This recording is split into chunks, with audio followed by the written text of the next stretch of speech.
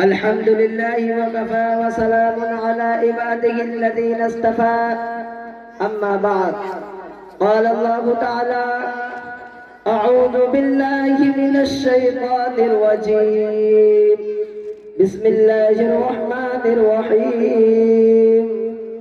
يرفع الله الذين آمنوا منكم والذين أوتوا العلم درجات والله بما تعملون خبير. صدق الله العظیم. پگھلنا علم کی خاطر مثال شمع زبا ہے، پگھلنا علم کی خاطر مثال شمع زبا ہے، بغیر اس کے نہیں پہچان سکتے ہم خدا کیا ہے. محترم صدر محفل اعظم صاحبان، مہمانان اعزام، اساتذہ کرام اور چمن بلالی کے عندلیبوں، السلام علیکم ورحمت اللہ وبرکاتہ. آج کی اس مبارک اور پررونق محفل میں آپ جیسی مقدس شخصیات کے سامنے علم کی فضیلت پر چند منٹ لب کشائی کی جرات کر رہا ہوں. امید ہے میری بات کو غور سے سنیں گے. محترم سامعین اکرام، یہ بات اظہر من الشمس ہے کہ اس دنیا میں جتنے قومیں اور جتنے ادیان و مذاہب ظہور پذیر ہوئے، ہر ایک کی ترقی و بلندی کا اول ذریعہ تعلیم و تربیت ہے. اس لیے کہ علم انسان کو تہذیب و تمدن سے آراستہ کرتا ہے، ضلالت و گمراہی میں غرق شدہ قوموں کو رشد و ہدایت اور فلاح و بہبود کے مقام پر لا کھڑا کرتا ہے، ایمانی جذبات کو بروئے کار لاتا ہے اور شب دیجور کی تاریکی میں اسلام کا دیپ جلاتا، شائستگی کا جھنڈا لہراتا اور انسان کو اعمال و اخلاق، اچھے افکار و خیالات سے مزین کر کے زندگی گزارنے کا طریقہ بتاتا، فضا کو خوشگوار بناتا ہے. انادر چمنستان بلالی، یہ زمانہ علم کے رواج کا زمانہ ہے. مسلمانوں کی طرف سے علمی و تعلیمی جد و جہد، نشر و عشق کے اہتمام کے وقت سے علمی و تعلم کی وسعت و ترقی کا جو دور شروع ہوا وہ غیر معمولی دور تھا. اور اس دور میں جس وقت مسلمان تعلیمی و علمی لحاظ سے اپنے عروج پر تھے، یورپ کی قومیں علم کے ساتھ نفرت کا معاملہ کر رہی تھی. ان کے حکمرانوں کی طرف سے ان افراد کو جو علم کی تقویت کرتے سزائیں دی جاتی، ان کی گالیں کھچوا دی جاتی. اس کے برعکس مسلمانوں نے علم سے بے انتہا دلچسپی، انہوں نے علم حاصل نہیں کیا بلکہ دوسروں کو سکھایا اور علم میں اضافہ کیا. یورپ کی ترقی علم کا دور مسلمانوں سے سیکھنے اور ان سے علم حاصل کرنے سے شروع ہوا. مسلمانوں کو اس کی طرف توجہ مذہبی تعلیمات میں دی گئی، جبکہ یورپ میں علم دلچسپی مذہبی طور پر بری سمجھی جاتی تھی. قرآن مجید جگہ جگہ اس پر توجہ دلاتا ہے، غور کرو، عقل و شعور سے کام لو. اور فرمایا کہ انسان کو پیدا کرنے سے زیادہ بڑا کام آسمان و زمین کو پیدا کرنا ہے. ارشاد ربانی ہے: أأنتم أشد خلقا أم السماء بناها رفع سمكها فسواها وأغطش ليلها وأخرج ضحاها والأرض بعد ذلك دحاها أخرج منها ماءها ومرعاها والجبال أرساها متاعا لكم ولأنعامكم.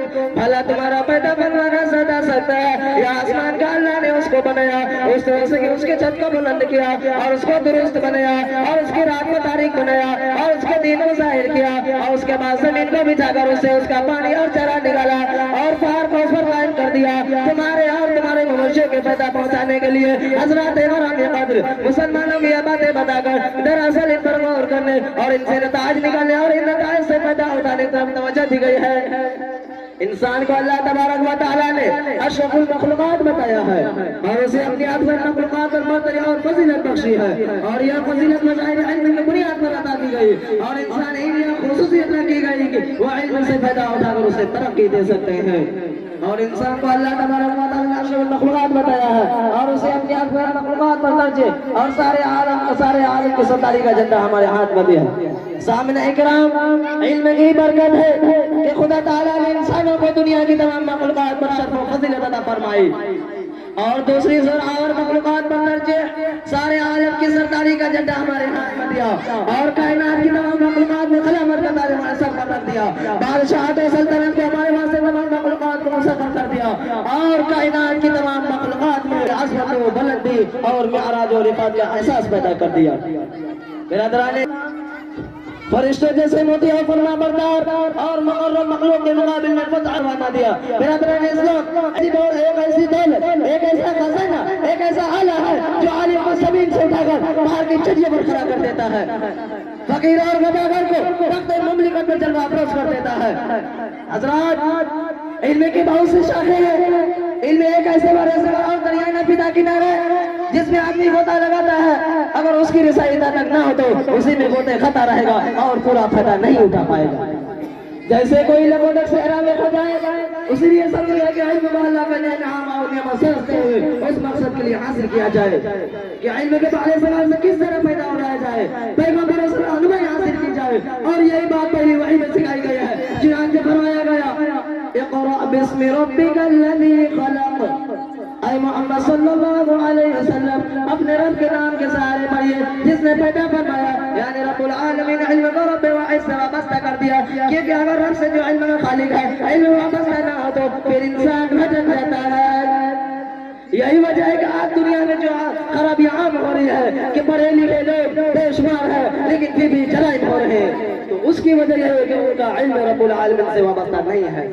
حضرات، علم نور ہے، علم روشنی ہے، علم راہ چلتے مسافروں کے ٹارچ ہے، علم اللہ کی معرفت کا ذریعہ ہے، علم جنت کا راستہ دکھاتا ہے، علم جہنم سے بچاتا ہے۔ علم والے آسمان والوں کے لیے ایسے چمکتے ہیں جیسے زمین والوں کے لیے ستارے اور چاند چمکتے ہیں۔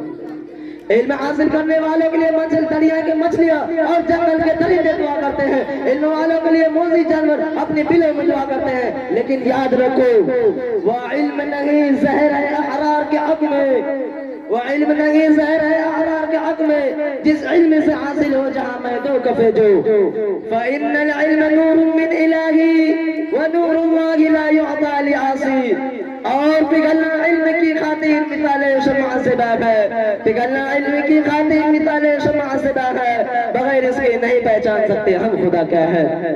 میرے بلالی بھائیوں اور بہنوں، تم نے ایسے مدرسے ایک ایسے ادارے کا انتخاب کیا ہے جس کا مقصد علم کی روشنی کو عام کرنا ہے، جس کا مقصد علم کی روشنی کو عام کرنا ہے، جس کا مقصد انسان کو رحمان سے جڑنا ہے، جس کا مقصد انسانی دنیا میں خدائی قانون کا نفاذ ہے، جس کا مقصد ایسے افراد کی تیاری ہے جو باقیوں کی آنکھیں میں آنکھ ڈال کر یاد رفتہ کی یاد تازہ کر دے، اور ایسی شان ہو کہ باطل تھر تھرا اٹھے، ایک ایسی شان پیدا کر کہ باطل تھر تھرا اٹھے، ایک ایسی شان پیدا کر کہ باطل تھر تھرا اٹھے، نظر تلوار بن جائے، لفظ جھنکار ہو جائے۔ وآخر دعوانا الحمدللہ رب العالمین۔ السلام علیکم ورحمۃ اللہ۔ ماشاءاللہ، بہت خوب۔ زندگی کچھ اور شے ہے، علم ہے کچھ اور شے، زندگی کچھ اور شے ہے، علم ہے کچھ اور شے، زندگی سوزے جگر ہے، علم ہے سوزے دماغ۔ اور علامہ اقبال رحمہ اللہ علیہ آگے چل کر کے فرمایا ہے، علم میں دولت بھی ہے، قدرت بھی ہے، لذت بھی ہے، علم میں دولت بھی ہے، قدرت بھی ہے، لذت بھی ہے، ایک مشکل ہے کہ ہاتھ آتا نہیں اپنا سراغ۔